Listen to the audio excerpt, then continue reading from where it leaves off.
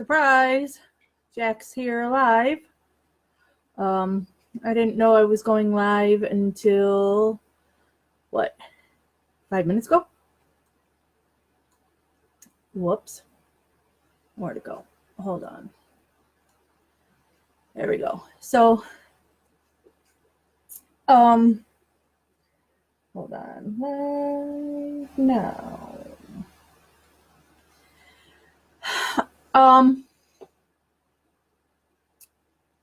So I've been sent some screenshots of some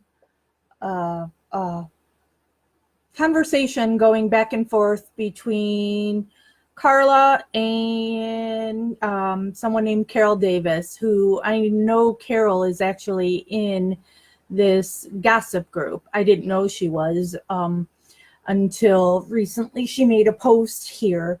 I personally probably wouldn't have approved her to be in this group due to my personal history with Carol. But I guess one of the other moderators accepted her in here, and so I just let it be. But Carol is one of those people, along with Rebecca Snodgrass, who used to post shit about me and claim that I stole money and all that kind of shit. So I don't know if Carol will pop in here at any time. But so the screenshots I've been sent is that Carol claimed that Bobby Dassey tried to kill himself right after either Brendan was arrested or Brendan was sentenced. I don't recall which one it was. And so Carla is calling her a liar. Excuse my yawning. I've just been like sleeping in a slug all day. This is not something that I've ever heard. It doesn't mean it's not true. I know that Carol does talk to Stephen on the phone. So in my personal opinion, it would be that this is something that Stephen himself possibly told Carol, and that's where she got that information. I can speak for myself in saying that Stephen has told me things before about the family, not this particular thing, but has told me something before about the family that is not good. And if I said it, it would set people all a twittering.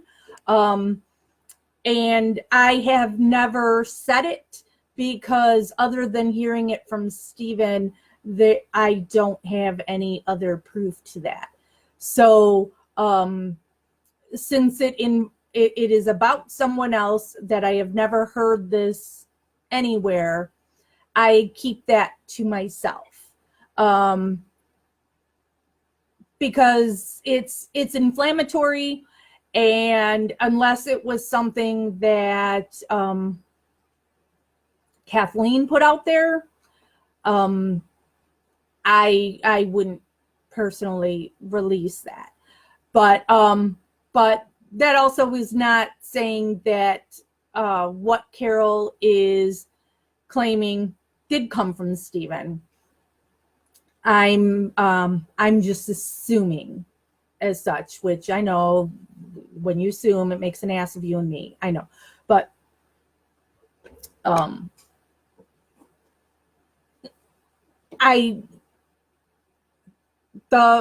her saying that Bobby tried to kill himself after that,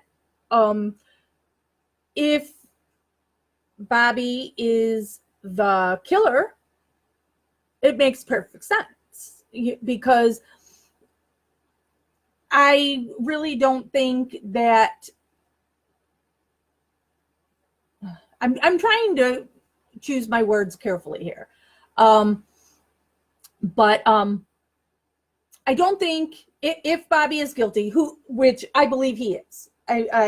I do not think he ever dreamed that, oh, I'm sorry, that it would affect Brendan. That Brendan would be arrested, that Brendan would be found guilty, and that he'd be tried as an adult too. So, and I know that Bobby doesn't really visit Brendan and doesn't really talk to him at all. Is that because Bobby is just self-centered and don't give a shit about his brother? Or is that guilt, that it's hard for him to see his brother in prison or talk to him, knowing it's his fault his brother has lost his life and is in prison? Because I do know that from being an advocate for other cases and such, that I do know sometimes, and this isn't even that the family member really committed the crime like it is in Bobby's case, that it is hard for family members or loved ones to see their loved ones in prison, so they don't go.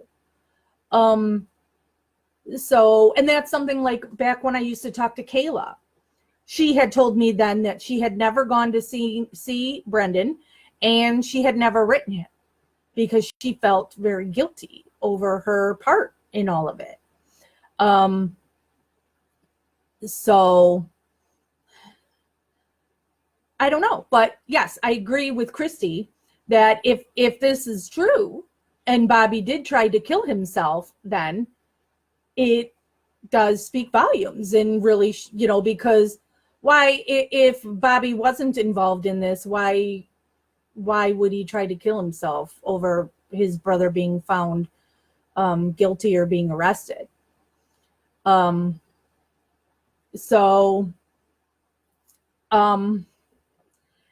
so this was like a Twitter war between Carla and Carol. And for those that don't know who Carol is, she's one of the moderators for that new Truth Always Wins group that calls themselves the official Stephen Avery group. And so that one is run by her and Sandra and Shaz, and then the whack job that is Lisa Psychokowski.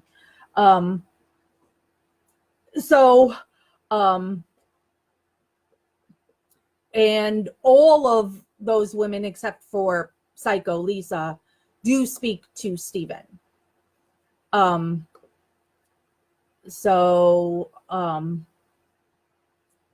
don't know. But as I said before, Carol is somebody who jumped on the bandwagon and used to tweet a whole lot of bullshit about me, a whole lot of lies and whatnot. I don't know if she's had a change of heart since then, because also back then she was all about the family groups. So, I once upon a time was too, that I was really close to both Carla and Barb, and now I'm not. So maybe Carol doesn't think the same way about me that she did a couple years ago. I don't know. But so I was going to make a post talking and posting screenshots or whatever from what was going on, and then I'm like, all right, I'm lazy, I'll just go live. I'm very tired, as you can see. So I'll just go live and we could talk about it here if there was anybody who wanted to discuss any of this. Carla then called Carol a liar, and then implicated, or not even implicated, outright called her a drunk. I don't know how Carla would know anything, because back then she and Barb hated each other. So I highly doubt that she was in the loop to know anything that was going on with Bobby at that time. And even though Carla and Barb are alleged friends now, they will always hate each other. So them being friendly and you seeing them in pictures together, or Carla going with Barb to visit Brendan, that's all for show. So the slightest thing will make those two women go at each other again because they hate each other. I know, and I can speak on that because Carla told me shit about Barb, and Barb told me shit about Carla. So I've heard from both of them in private on how they hate the other. So it's Barb who gave me or told me all the nastiness that is Carla, how she had her husband pay for her to have a boob job. And then once she got her boob job, she had an affair with a man in another state. And then she abandoned her husband and her kids and went to the other state to go start a life with this other dude, which then didn't work out. And she went crawling back to her husband, and her husband took her back. And that also, while she was gone, her husband had no control over one of their daughters that she was acting out. And so the daughter then went and lived with Barb for a time. So, and then I also know there's Brendan really doesn't like Carla, and he got really upset at one point. Carla posted something about babysitting for him, and then Brendan was adamant she never babysat for me, and actually I babysat for her when I was just a little kid because she was always going out. So there's so much yuck there between all of that.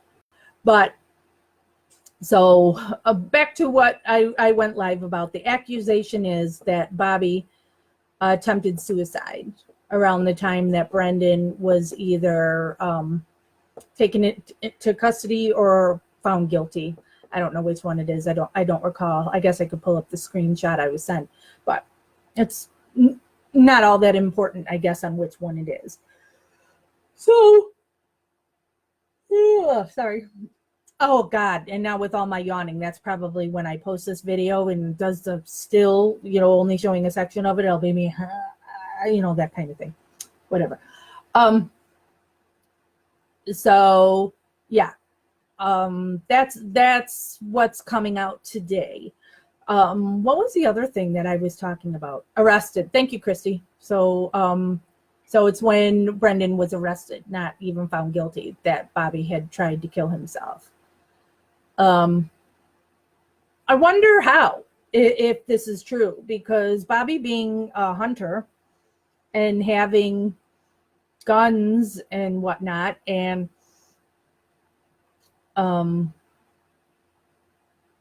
was he with his girlfriend that or who late, because I know him and his now wife. I believe they've been together since high school, and she's now a nurse. So I would think if she was a nurse, and possibly he had access to pills and plus all of his guns, I would think if he really truly wanted to kill himself, he would get her done, right? So, what did he do, and was it just a cry for help that he didn't really mean to do it, if he did at all? Again, this is just, we don't have anything at this point other than Carol tweeting that Bobby had tried to kill himself. So Carol seems to be really angry at various people in the family. But as I said before, she does talk to Stephen. And I know from the times that I've talked to Stephen, he has said things about various family members So, I know, oh, I can't help it. I'm sorry. I know, Steven's mom and dad are the only ones that have completely had his back the entire time. But he is good with his brothers now, but not Barb or Carla. So that's where that all stands. Oh, and this weekend, a Reddit post. What was it now? Sorry, my brain's all foggy right now. They were talking about the the juvenile interrogation protection law. And I know I made a big post on that. But I'll run down that really quick. Nothing I do is really quick. So when Making a Murderer first came out, somebody did a petition. And of course, if any of you have ever signed a petition, that change.org, that anybody can make one of these petitions. It's nothing to do. And that there's, a gazillion petitions out there. Those petitions go nowhere. A petition really has to be signed hundreds of thousands of times for it to get noticed, for it to get any traction, for it to do anything. And then the petition has to be done properly and have, being sent to the proper authorities or lawmakers or whatever you want to call it, blah, blah, blah. So there was one that was made right when Making a Murderer came out, when it was, at its biggest. So it did get hundreds of thousands of signatures on it, but it wasn't written properly. So I've gone over this stuff before, my history as an activist. But it started with when I was first organizing a protest. What was the first protest? Oh, the one I did against Dietering and Uyghur when they were going to be speaking at a law enforcement convention in Naperville, which is just a town over from me. So when I was growing up, there was a girl that lived diagonal behind me, and I am still Facebook friends with her to this day. And I knew from posts that she's made on Facebook that her husband, who was somebody I had met when she was just dating him back when, I think it was shortly after high school, that he was involved in the Amanda Knox case. So I didn't know what I was doing. And so I reached out to her and I asked her if her husband would have some advice for me on doing this protest. And then that's when I found out about, because she put me in contact with her husband, because she said, yeah, he was very interested. And so then I found out about Injustice Anywhere, which I had never heard of, because, I wasn't part of the whole wrongfully accused world until Making a Murderer. I watched true crime stuff. I was always interested in true crime stuff, but I didn't follow it like I done after Making a Murderer.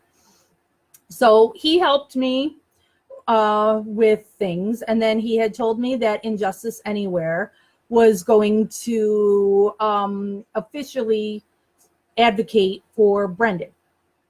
And he asked me if they started a Brendan Facebook page, would I moderate it, admin it? And they at that time were not taking on Steven's case, because Injustice Anywhere is a real organization. It's not just a Facebook page or group or whatever. And so they have a board and, all that kind of stuff. And so they don't do anything unless it goes to a vote, and, and everything has to be done certain way, because if you're a legal entity, there's certain things you have to do and blah, blah, blah. But anyway, so there are some people that are involved in Injustice Anywhere that didn't believe in Stephen's innocence, but they believed in Brendan's. So that's why they were taking on Brendan's case. So I agreed. And so the Free Brendan Facebook page and Free Brendan Twitter. So the Free Brendan Twitter is hooked to the Facebook page. So anytime I make a post on the Facebook page, it goes directly on the Twitter, because I don't use Twitter. I don't like Twitter. So I have the same thing like with Stephen Avery Project. I have it hooked to the Stephen Avery Project's Twitter. So, but then if people respond to those posts or whatever, I never go and look at it or whatever, because I'm never on Twitter. Sorry, people. So, and then I would write articles for freebrendan.org. And okay, so back to there. So there was a petition that was made that had gotten a ton of signatures. So my friend from Injustice Anywhere had reached out to that person, because that would be the best petition to continue to push, because it already had big numbers that it could possibly do something. That person never responded to him. So then there was another person who had a petition, and she's a crazy person. And like, she would tell me, she would call Barb and Scott mom and dad, that, you know, but she lives in England, and she's literally certifiable. When I used to talk to her, you know, we would private message, and, you know, I would try and be nice and, you know, talk with this girl. She was really focused on this case, but it's not her first one. So she's a I don't even know what you want to call them, one of those prison junkies or whatever. So like, one of the people that she used to write to on a regular basis was Scott Peterson. And then she sent me some other case that was like in Ohio, and she wanted me to look at this case. And so because she really liked this guy, where she was talking, I don't know if it was for Scott Peterson or for that guy, that she wanted to become a prison nurse. So she could hook up with these guys. But the other case she had sent me, the guy was clearly guilty.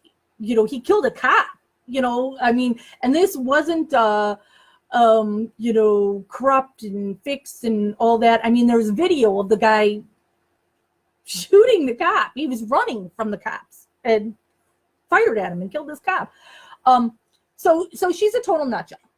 And so she had a petition that she had made, because again, I tell you, on change.org, anybody can make a petition for anything. And oh my God, the way it was this just big, huge, like run-on sentence with poor grammar and all this, and going to people that has nothing to do with the case and can't do anything. So in talking with Carla, because I was friends with Carla at the time, the crazy chick was convinced to let us take over that petition. So then my friend from Injustice Anywhere, who has done numerous petitions, and again, Injustice Anywhere, being a real entity, has a board. Also on their board are real lawyers who were going back and forth over the wording of things. Back then, I used to talk to Laura Nyrider on the phone. And so I talked to her about this petition we were doing for this law. And that's where then Laura put her 2 cents in on some things that, you know, because I had emailed her then one of the drafts, and then she told me how to change it for things. And she was absolutely, not that I know anything, but she was absolutely right, and had some really great points on things that we put in there. Because like originally when we were first doing it, it was you could not interrogate juvenile without a parent or a lawyer present. And it was Laura who said, no, it has to be a lawyer, not a parent, because a parent's not, and see, back then too, I wasn't thinking about how horrible Barb was. I didn't know Barb put her son in prison. But I thought it was an excellent point because I'm just going off of myself being a mother. And if you accuse my son of something, well, and first of all, you're not getting me out of that room. I'm gonna be in that room. But if there's no lawyer present, I'm gonna go apeshit if you're accusing my son of these things that I know he didn't do. So that's not gonna help my son. That's gonna end up hurting him for me to be a total asshole in the room. So you do need, sorry, I can never sit still. You do need a lawyer present. And so another thing that Laura had said is that a lawyer just has to be present in some way, that it could be electronically, FaceTime, Skype, something like that. Because she said she doesn't word it this way, because she's, Laura's all nice and sweet and I'm not. So in the boonies, and a kid being arrested at 2 a.m. on a Saturday night, you may not be able to get a lawyer until Monday, and anything could happen in that time. So she's the one that said electronically. So we were allowed access to the petition. Injustice Anywhere totally reworded the whole thing. And so when you look at the petition, you see at the bottom, it will say the petition is managed by Injustice Anywhere and Free Brendan. So then the crazy chick, she gets into a lot of nonsensical fights with people online. And so and she would post weird stuff too, that unfortunately she has a young child, and then she would rope her kid into these videos and have the kid on the video. And so then what happened is somebody, I can't remember I do remember his name. So then there was a fight between her and some guy, where he was calling her out on being a total crazy person and all this. But then he included her son, which, yes, I know her son, she put her own son in these videos, but she's not of right mind. She's a crazy person. And so when he started doing attacks on the son, I know Carla had asked him to take his video down. It was on YouTube. She had asked him to take the video down, and I guess he originally took it down and then put it back up.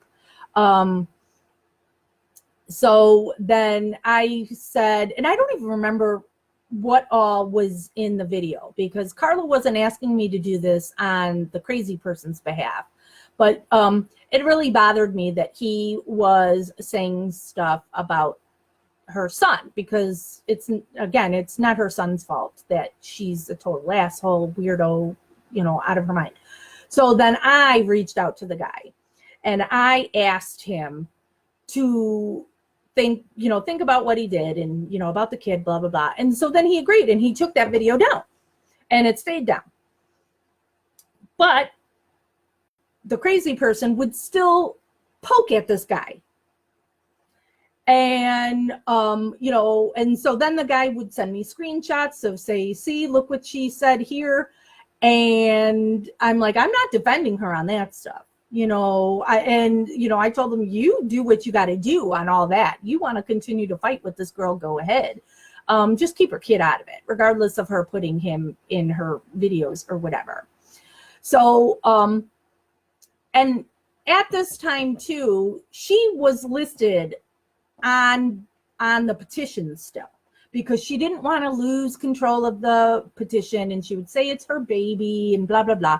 But it's also something that Laura Nyrider had told me, not that somebody outside of the country can't be on a petition that's calling for a new law here in the States, but that it's not going to be taken seriously because politicians only really care about their constituents because who can vote for them? That's what it comes down to. So somebody from England saying, I think you should do this, they don't give a shit. So that's also why when we took over, we were making sure that somebody who lived in Wisconsin was on there. Carla was going to go on at one point, and then that caused friction because then Barb hates Carla and didn't want Carla on there. So then Barb got put on there. So it was, I believe it was going to be Barb and I. And I don't know if it was me who, I may not be on it now at all, except for my email is hooked to it. So anytime somebody signs it, I get an email that it's just been signed. And that's another thing that we had to tell the crazy person, because if the petition were to do anything, the person who wrote it or whatever has to be available to testify. And, she's in England and a single mom with no job. And yes, she does have a drug problem. She would talk to me about being a nurse, much like when I was talking about Bobby's wife, the nurse, and the drugs she was able to get. What that guy that she was fighting with actually ended up doing is he told her that, because then she would get upset at the things he was saying about her, and he eventually got to the point of saying that he's not going to let up or stop unless she takes her name off the petition, because this guy wanted the petition to actually succeed, and he felt that with her name on it, it wouldn't go anywhere. So we never asked her to leave the petition. She is the one that came to us and asked us to take her off, which we had to tell her we can't take her off. She has to do it. So she left, and then we didn't hear from her in I don't know how long, and it was glorious to not have to deal with that crazy person anymore. And then when things went bad between Carla and I, after I had told Carla she's not the boss of me, I can do what I want and I don't need her permission, the next day, Injustice Anywhere was removed from the petition, and the crazy girl was back in. And then she had also changed the whole petition to now be like she originally had it, which was all this gobbledygook that didn't make any sense. Carla has denied that she had anything to do with it, but it's just a total coincidence, I guess, that the very next day after I told Carla that she's not the boss of me, that this was taken. And there's no way the crazy girl would know how to contact change.org and ask for a recovery password. Somebody had to lead that horse to drink. So we were booted out, and then my friend at Injustice Anywhere was contacted by, I don't know if it was Carla or Barb, after, they see that the petition is now garbage, and they asked him to fix it. And so he did. They gave him access again, and he went in and fixed it. So it's, as far as I know, I haven't looked at the petition in forever, that it's currently worded correctly and to be sent to the correct people. But the Reddit post was saying that I own Free Brendan. I do not. I've never claimed as such to own Free Brendan. I am just the admin of the Facebook page. Nobody from Injustice Anywhere makes any posts on Free Brendan on the Facebook page. So anything you see on the Free Brendan Facebook page has been made by me. I do not control the freebrendan.org. That's Injustice Anywhere. And so like when I would write an article that got posted there, I would send to my friend and my friend would then post it on the freebrendan.org. So I do not own anything Free Brendan. I just admin the Facebook page and used to write for freebrendan.org. I haven't written anything for Free Brendan probably since I took on Stephen Avery Project. And now when I write stuff, I put it on Stephen Avery Project. Not that I'm opposed to Free Brendan. I'm still, good with all of that. So, and then it talked about saying t-shirts were for sale. We did do t-shirts that said, sign the juvenile interrogation protection law. I still haven't to this day gone and looked on Free Brendan if the shirts are still for sale there. But I can tell you that no shirt has sold in years. So if it is still up on that Free Brendan page, it's still there, but no money has been taken in from that in years since we first did it. And I can say that as a fact because I'm the one that physically makes the shirts. So anybody who has any of those shirts, I made them. My boyfriend owns a print shop, and then he then prints it out on this vinyl stuff, that comes out in this big sheet, but you can see the cuts in the vinyl of where the stuff's going to be that goes on the shirt. And so then I have to use a razor knife, and you have to pull off all this stuff that wouldn't go on a shirt that then is just going to leave the thing that goes on the shirt, and then it gets ironed on. No shirts have been sold. We actually still have t-shirts that are left because in order to get the costs down for the shirts, we bought a bunch of the t-shirts in bulk that then have never sold. So there's nothing printed on them. It's just the orange and green t-shirts that we paid for that came out of our pocket. The family didn't incur any of that expense. So there are no shirts being sold, and I do not own Free Brendan. And Carol Davis tweeted that Bobby tried to kill himself after Brendan was arrested, but we, as of right now, don't know where she got that from. I assume that she got it from Stephen. I'm scrolling down now. Okay. So I already see that Janet answered the one question. Tim asking, is it true? We have no idea if it's true. It's just something that Carol tweeted and Carla called her a liar. And since this is the Making a Murderer gossip group, this is the group that is open to discuss anything true or not. We would not put this on Stephen Avery Project because there's no proof to that. And we wouldn't discuss it there. But this is the place to talk about these things. Christopher saying, how is Mrs. Avery? I don't know. I haven't heard anything, so sorry. Janet saying, what is Kathleen's next move? Okay. So now it goes back to the, and I never remember the wording of things, the Court of Appeals, Circuit of Appeals. I don't know. So we won't be hearing anything for a while, a couple months or so. So that's where Stephen's case is. And Kathleen is working a mile a minute on, because she's got so many other cases. The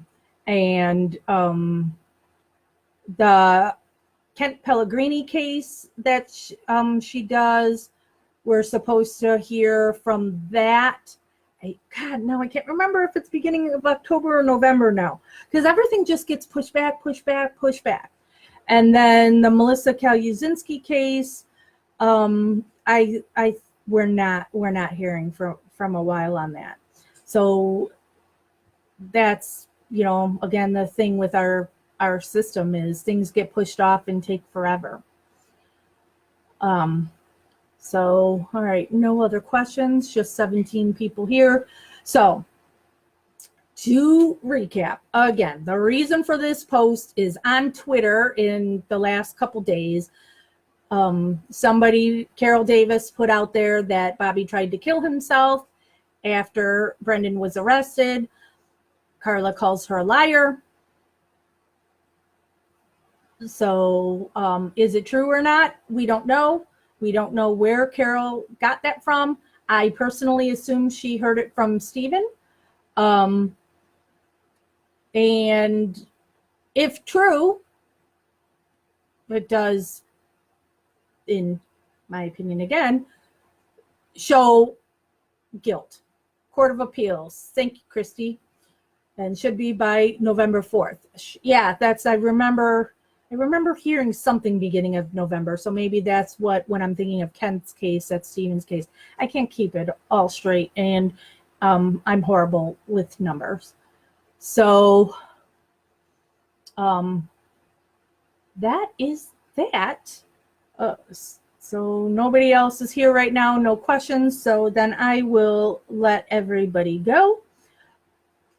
If you see anything on any other page or Twitter or whatever that you have a question on, feel free to make a post in the gossip group, and myself or any of the moderators here will answer if we know the answer, or just give our opinions, because we like giving our opinions too. But Making a Murderer, MAM Gossip is the place that if you have a speculation, if you have a question, if you have a rumor, whatever, you're free to post it here, no matter who it's about. The only thing here that we don't allow is we believe in Stephen and Brendan's innocence. So we're not one of those groups that, hey, you're a guilter, but you're going to be respectful. Let's just, discuss what you think. No. We're there. Go to Carla's pages if you want to go buddy up with guilters. We believe in their innocence, and we believe in Kathleen Zellner, and are not one of those pages that are going to second guess everything she does. I don't know the law, and I'm not going to pretend that I'm going to know something better than Kathleen will. I may not understand some of the things she says or does, but again, I don't know. I haven't freed 20 people like she has. So I just, for people who are religious and put things in God's hands, well, in Zellner, I trust. So I just believe that whatever Zellner does is for the greater good, and I'm not going to question it. All right, scrolling down again for how long do you personally think it might take to get Stephen out? Any guess? Years. So I don't get myself all worked up over anything, because it could be all of a sudden some backdoor deal is made and Stephen's walking out in 24 hours. It could be another 10 years. It again brings it back to criminal justice reform. So we have an election coming up. So you should be looking at who are running for, your court judges, your attorney generals, be looking at that and who they are, so like in the case of, or even governor, because like in the case of Wisconsin and Scott Walker, he said from the get-go, he won't pardon anybody no matter what, that he believes in the system. And if you were found guilty, you're guilty and he won't pardon you. So if you have somebody in your state that's running for governor who has stated something like that, maybe you want to think twice about voting for them, because yes, some people get pardoned that shouldn't be, but on the other hand, when you have Scott Walker, there's Stephen Avery and Brendan Dassey who should be pardoned and won't be, because he won't. And we go over this a lot too. The governor is the only one that can pardon Stephen and Brendan, because it is a state case. The president can only pardon federal crimes. So that's why here in Illinois, we are also working with the man who is running against our current governor, because he is somebody who works with the Innocence Project, and he has a law school that both of Brendan's lawyers work at. So he is somebody big time about the wrongfully accused. So if he wins as our governor, that maybe he will pardon Melissa Kalusinski if Kathleen hasn't freed her by then, which, again, with everything taking so long, and now the election is just month and a half away. So I've talked with, because I work with his campaign, so I've talked with the campaign. I have brought Melissa's father, Paul, to events so he could personally meet the candidate. And I do know this past last week, there was a wrongful conviction event in Chicago that some people that are affiliated with the Kalusinski case did go to. And actually, I'm supposed to call Paul back. I've just been sleeping all day. That one of them, I believe, had a meeting with the candidate today. So I'm sure that's what Paul was calling me for, to fill me in on that. So again, to that, our system sucks. Midterms are right around the corner. So be looking into your candidates and go vote. Be an educated voter. I don't know about voting in every state, but here in Illinois, you can vote by mail. For people who don't want to be put out and, or you work and it's hard for you to get to a polling place. There's also early voting. And that's what I usually do, is early voting, and I'm in and out in 5 minutes. But people are also being asked to do it by paper ballot. So even when you go to a polling place, usually now it's all, this computer thing, ask for a paper ballot. There's too much that's been going on with the computerized electronic stuff that it's not getting the accurate votes. So ask for a paper ballot. Let me scroll down again. All right, there's nothing else. So thank you, the people that were here, and we'll talk again whenever something else pops up.